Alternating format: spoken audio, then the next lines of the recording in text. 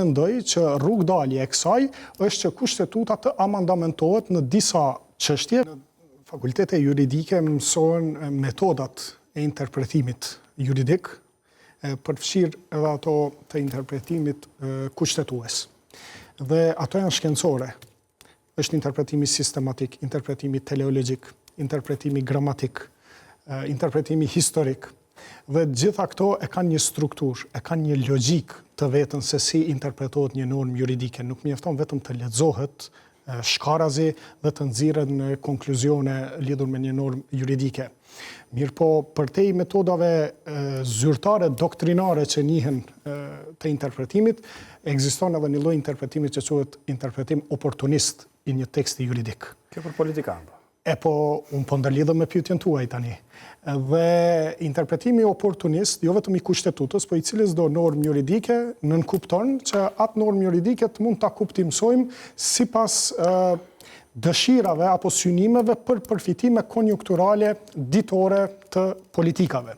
Gjë që është shumë e dëmshme. Aq më tepër bëhet e dëmshme kur interpretohet dokumenti më i lartë i shtetit, të cilin duhet ta zbatojmë edhe organet e shtetit e institucionet, po edhe qytetarët. Dhe çfarë do lloj interpretimi që i bëhet kushtetutës afekton komplet rendin juridik dhe afekton drejt për së drejti ose tërthorazi, varësisht nga rasti, edhe jetët e shtetasve kosovar.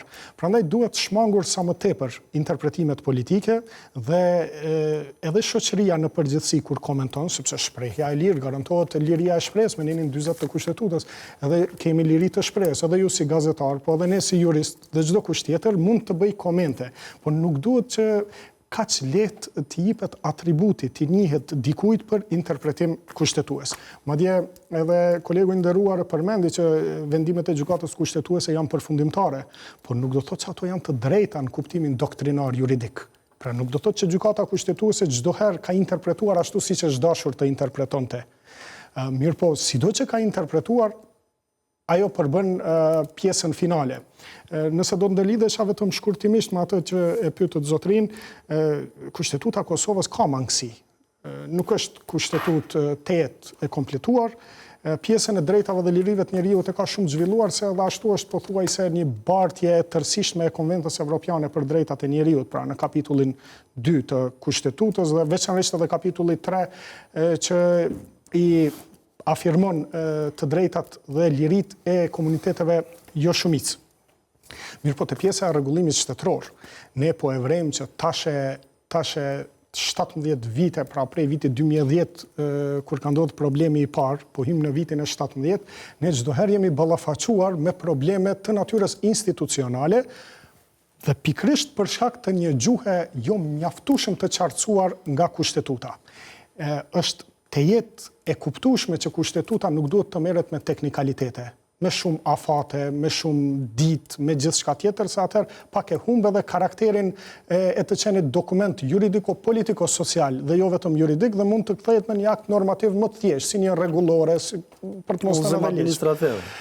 E qartë, mirë po, përderisa nuk kemi një kulturë konstitucionale, të konsoliduar, nuk kemi një traditë, edhe kemi një prirje në skenën politike që fleksibilitetin e kushtetutës ta përdorim për të bllokuar, për të pamundsuar veprimin e një pale tjetër, atëherë unë mendoj që rrugdalja e kësaj është që kushtetuta të amandamentohet në disa çështje, veçanërisht ato të cilat kanë të bëjnë me konstituimin e organeve të shtetit.